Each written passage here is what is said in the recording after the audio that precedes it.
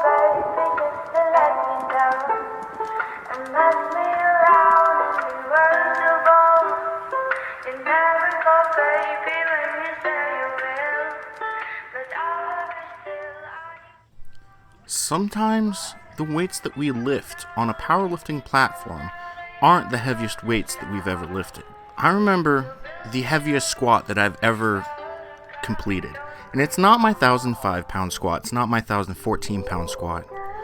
It was back in 2019 at the Spring Power Fest.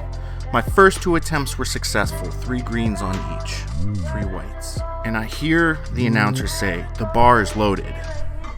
I stand up, my knees are fully wrapped. My handler helps me stand up. I see the green and red lights illuminate the platform. There's a side spotter for each side, a back spotter. I walk past one of the side spotters and they say, "You better get this because there's no way that we can save you with this." The bar was only loaded at 840 pounds. And at that point, my current PR was 800 pounds, which I hit back at the Arnold a couple years earlier. 800 pounds was the measuring stick that I used to use to how nervous I would be approaching something. But oftentimes, the weight on the bar can't even compare to the weights that we've lifted throughout our lifetime.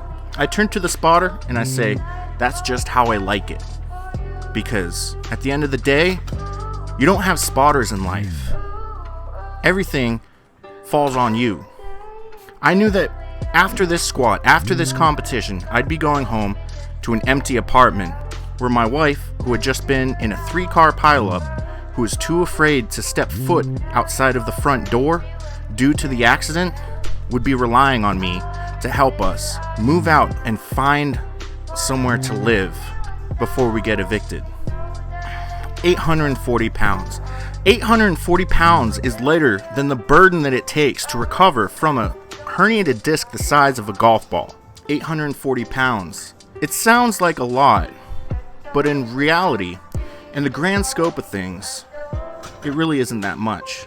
In my head, I told myself that this 840 pound squat would make or break me, but that's just the pressure that I put on myself to be successful. I set my feet. I feel the artificial carpet, each little fiber, growing up between my toes. I place my hands on the bar. I inch my pinky out from the hub of the bar and I set my grip. I hold my thumb under my pointer finger. My feet is set. My feet are set. My hands are set. My chest is at the bar.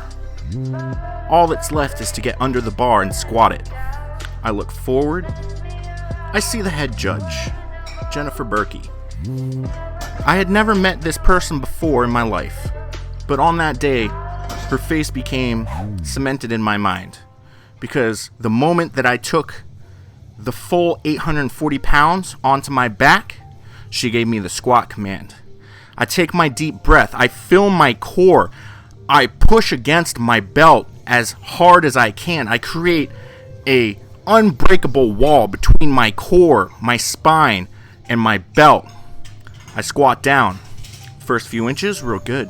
Next few inches, it's feeling all right. I feel what I feel is depth, and I go a little further. Leave no doubt that this will be a successful lift, and I start to squat up. At this point, I don't even see anything. The bright lights, the hot atmosphere, the baby powder in the air, the ammonia, the TRT that's going haywire, the trend through my veins. I squat this. I lock it out. I get the rat command. And what do I see? 3 greens. What did I do when I got home? I found a new place to live. I brought my wife, all my possessions. I found a way to move on. I found a way to cope and overcome the adversities that had held me back to that point. What did I do when a doctor told me there's no way that I should be walking out of the hospital on my own accord? I said, fuck you, this is my life. I'm gonna do whatever the fuck I want. I find a PT.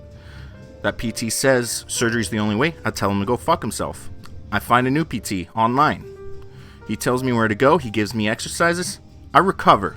Orthopedic appointment a couple years later, they tell me I no longer have a herniated disc. I have no lingering symptoms from a herniated disc the size of a golf ball, a size so big that I shouldn't be able to be walking right now. 840 pounds doesn't feel so heavy anymore. With all the things that I had to overcome in that small span from my 800 pound to 840 pound PR on squats. In the grand scheme of things, it's not that heavy. If you compare your trials and tribulations to the weight that you have loaded on the bar, everything will end up graying out. Was I more nervous to finish off my senior thesis for college, or was I more nervous to step under 975? Was I more nervous to bench 635, or was I more nervous to ask my wife out? Things end up being a wash when you set upper and lower boundaries for yourself like that.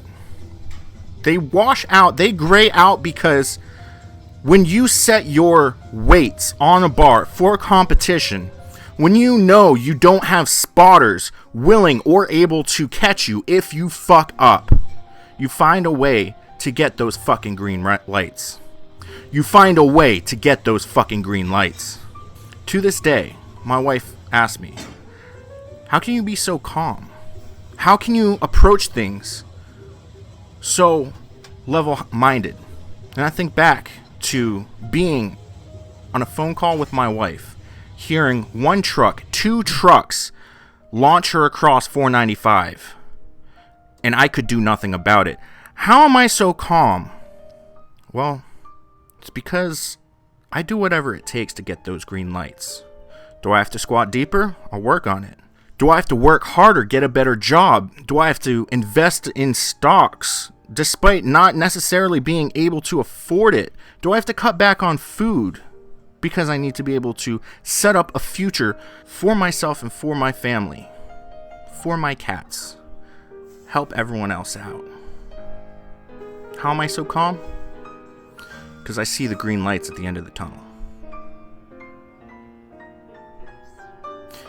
Thanks for listening to my story.